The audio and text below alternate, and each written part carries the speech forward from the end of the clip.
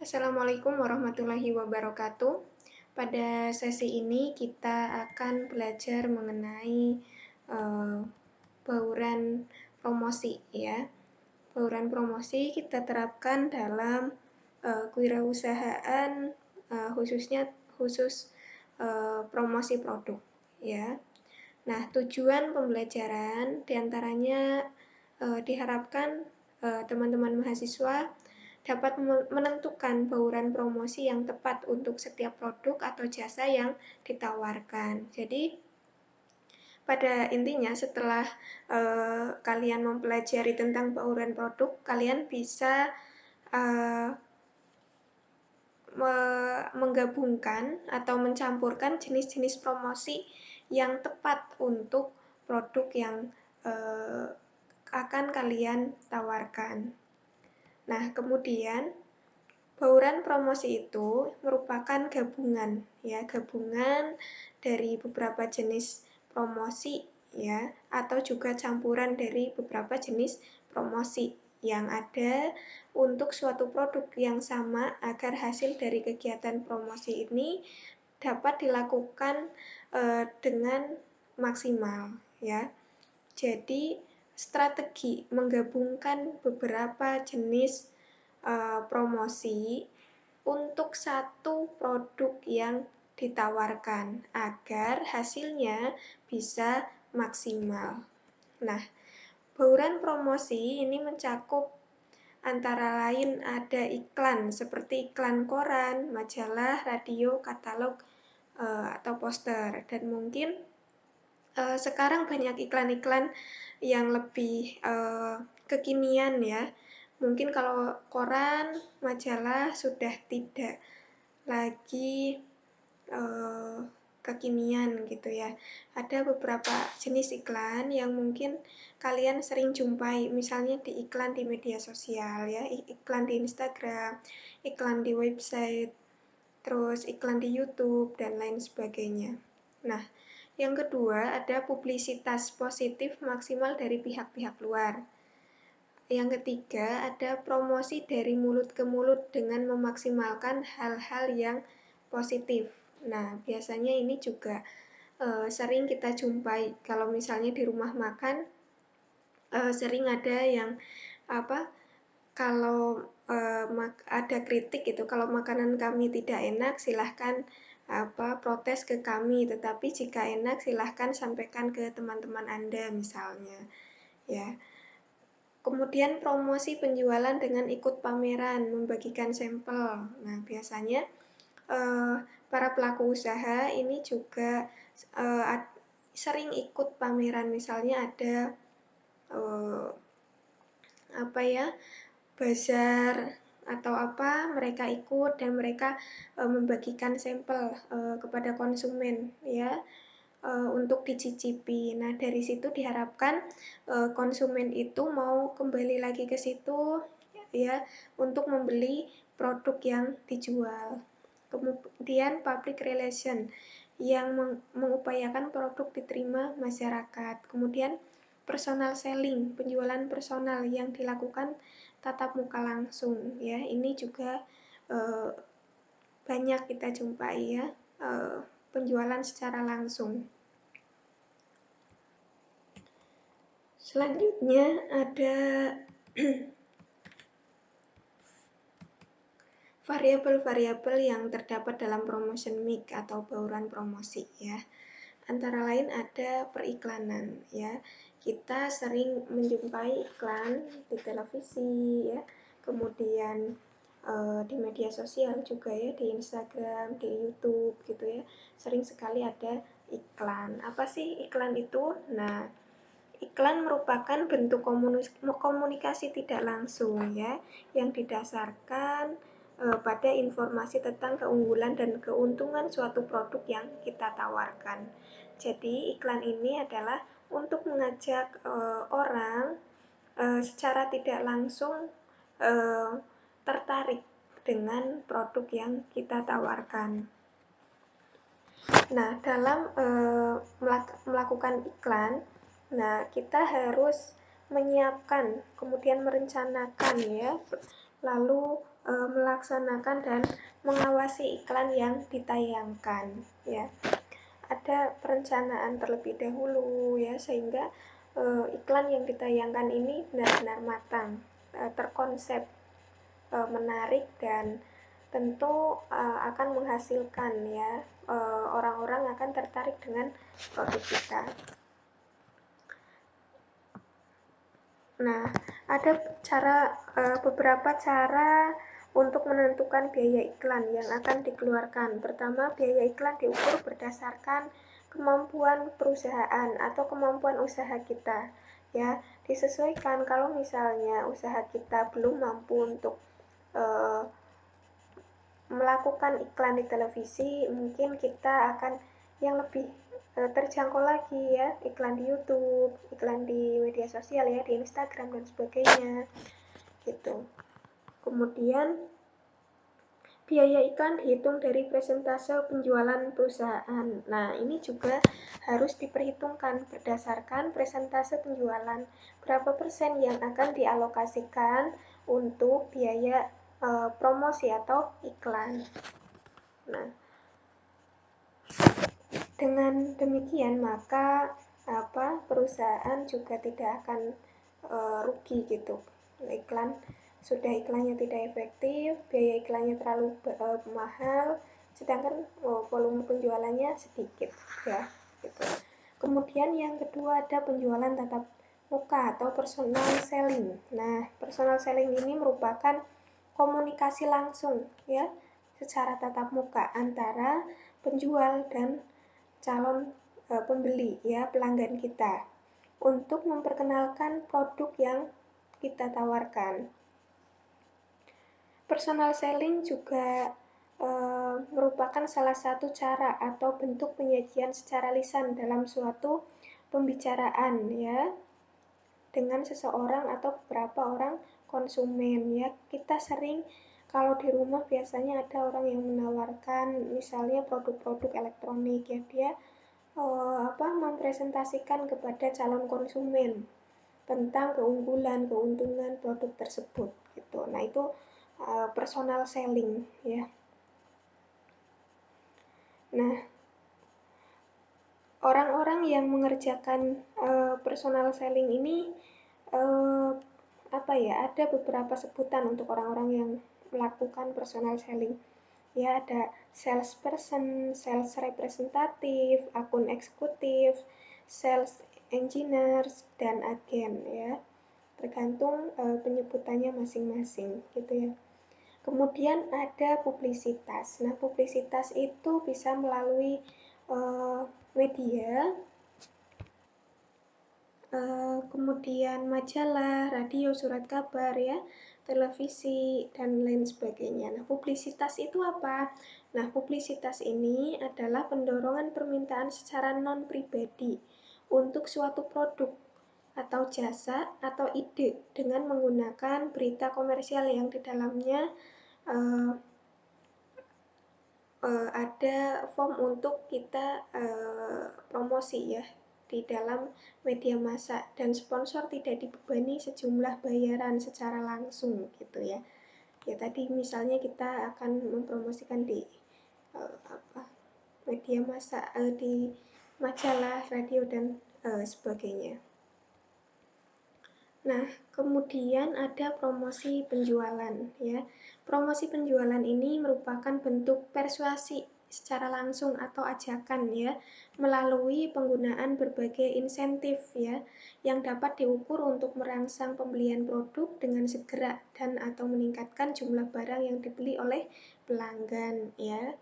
Promosi penjualan ini biasanya digambarkan dengan insentif-insentif dan hadiah-hadiah untuk membuat para pelanggan atau konsumen membeli barang-barang yang kita tawarkan, ya. Nah, jika iklan adalah alat jangka panjang untuk membuat perilaku seseorang menjadi tertarik dengan produk kita, nah, kalau iklan ini adalah promosi, maksudnya ini dimaksudkan sebagai alat jangka pendek untuk memicu terjadinya tindakan pembelian, biasanya untuk meningkatkan volume penjualan kita, ya, agar dengan promosi penjualan kita memberikan diskon-diskon atau bonus-bonus tertentu misalnya, maka seseorang akan lebih cepat tertarik ya. Tapi biasanya promosi penjualan ini jangka waktunya pendek. Kalau periklanan itu jangka waktunya panjang gitu ya. Selanjutnya ada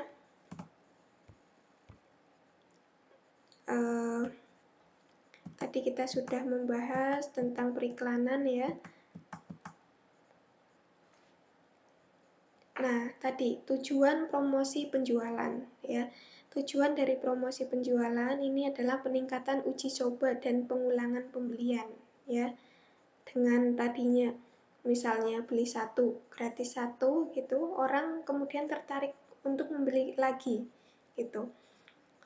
Peningkatan frekuensi dan kuantitas pembelian ya, orang-orang jadi meningkat membeli produk kita ya, jumlah barang yang terjual jadi lebih banyak. Kemudian menghitung penawaran-penawaran dari pesaing ya. Kemudian membangun customer database dan peningkatan ingatan konsumen. Nah, customer database ini juga penting. Biasanya customer database ini digunakan untuk nanti kita melakukan iklan atau promosi kembali ya. Kemudian ada cross selling ya. Cross selling ini dan perluasan dari penggunaan dari suatu merek ya. Ini cross selling. Biasanya kita kalau sudah percaya terhadap suatu merek, maka kita cenderung akan membeli berulang gitu ya. Misalnya kita sudah percaya kualitas dengan sepatu A, maka nanti kalau kita membutuhkan sepatu lagi, kita mau beli sepatu lagi ya biasanya kembali lagi membeli merek sepatu A tersebut ya. Ini cross selling gitu. Nah, yang terakhir, promosi penjualan ini digunakan untuk memperkuat brand image ya. Misalnya pada produk McD ya. Kita contohkan produk McD itu melakukan promosi untuk memperkuat image-nya. Nah, bahwa McD adalah tempat yang sesuai untuk anak-anak. Nah, caranya adalah menawarkan figur terbaru dari Disney, yaitu misalnya kartun-kartun yang ada di Disney gitu ya, yang disukai oleh anak-anak. Jadi anak-anak akan suka ketika misalnya makan di McD gitu. Selanjutnya ada faktor-faktor yang dapat mempengaruhi promotion mix. Yang pertama, jumlah dana yang dipergunakan untuk promosi ya. Jumlah dana yang dipergunakan untuk promosi ini merupakan faktor yang paling penting dalam menentukan keberhasilan dari bauran promosi atau promotion mix ya. Nah, perusahaan atau usaha kita itu jika memiliki dana yang lebih besar akan mampu membiayai promosi yang sesuai dengan apa yang kita inginkan. Berdasarkan perencanaan ya, yang diinginkan namun berdasarkan perencanaan, maksudnya adalah misalnya jika perusahaan memiliki dana yang lebih besar maka akan lebih mampu menentukan mana saja bauran promosi yang tepat gitu, jenis-jenis promosi, jenis-jenis iklan atau promosi mana saja yang kira-kira tepat untuk produk kita ya. Sedangkan untuk perusahaan yang terbatas dananya ini akan sulit mengembangkan promosi ya, terlebih untuk iklan melalui televisi misalnya, itu kan dananya sangat besar sehingga ya tidak bisa melakukan iklan-iklan yang seperti itu ya. Kedua ada sifat pasar. Nah, sifat pasar ini mampu mempengaruhi promotion mix. Misalnya luas pasar secara geografis ya. Kira-kira pasar dari produk kita itu luasnya seberapa gitu, kira-kira dapat ditentukan oleh keluasan apa ya, kalau misalnya di televisi otomatis kan misalnya orang se-Indonesia bisa lihat, lalu bisa tertarik dengan produk kita dan membeli produk kita. Tetapi kalau misalnya pemasarannya lokal, ya tentu lingkup ya, luas pasar secara geografis juga lokal gitu ya. Kemudian yang ketiga ada jenis produk. Nah, setiap jenis produk memiliki karakter yang berbeda-beda ya, sehingga dalam mempromosikan produk harus memperhatikan jenis produk ya, jangan produknya apa, iklannya apa ya, harus disesuaikan dengan jenis produknya. Apakah untuk keperluan industri atau misalnya untuk keperluan konsumen, ini juga kita harus tahu dari jenis produk ini ya. Kemudian tahap-tahap dalam siklus kehidupan produk. Nah, pertama biasanya ada tahap perkenalan ya. Perusahaan ini harus berusaha memotivasi peningkatan permintaan terhadap suatu produk, mulai perkenalan secara umum tentang produk baru dan merek baru yang kita punya ya. Kemudian ada tahap pertumbuhan. Setelah tahap perkenalan, nanti ada tahap pertumbuhan ya. Semua alat promosi dapat digunakan secara seimbang.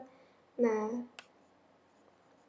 hal ini karena permintaan pada pasar tentu memiliki momentum sendiri-sendiri ya, komunikasi dari mulut ke mulut yang biasanya juga cepat berkembang.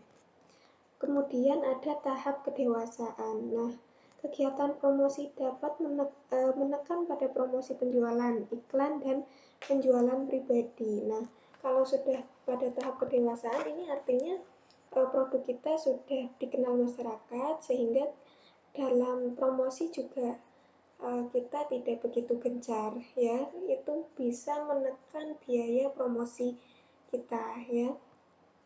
Tahap kemunduran. Nah, ada tahap kemunduran. Nah, promosi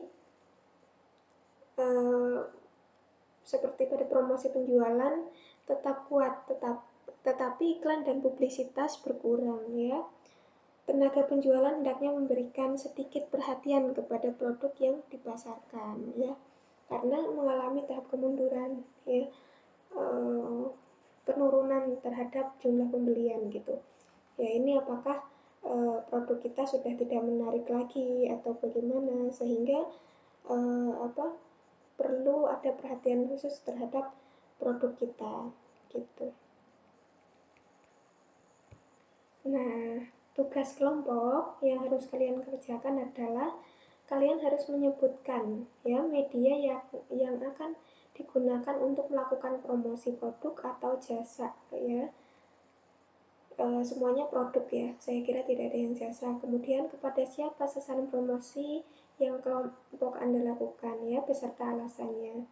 Jadi kalian tentukan dulu bauran produk yang akan kalian gunakan, jenis-jenis iklan yang akan kalian gunakan itu apa saja ya, nanti promosinya sistemnya bagaimana ya. Jadi ditentukan dulu produknya apa, segmen pasarnya siapa. Kalau segmen pasarnya sudah ketahuan siapa, maka media yang tepat untuk melakukan iklan itu apa. Kemudian jenis-jenis iklan yang akan kalian gunakan itu apa saja. Tentu yang hanya sesuai dengan segmen pasar dan produk yang kalian gunakan, produk kalian yang akan dijual ya. Kemudian setelah itu kalian rancang promosi apa yang akan kalian gunakan ya. Sistem promosinya akan seperti apa ya. Kemudian sertakan juga alasannya kenapa menggunakan sistem promosi tersebut. Ya, terima kasih. Wassalamualaikum warahmatullahi wabarakatuh.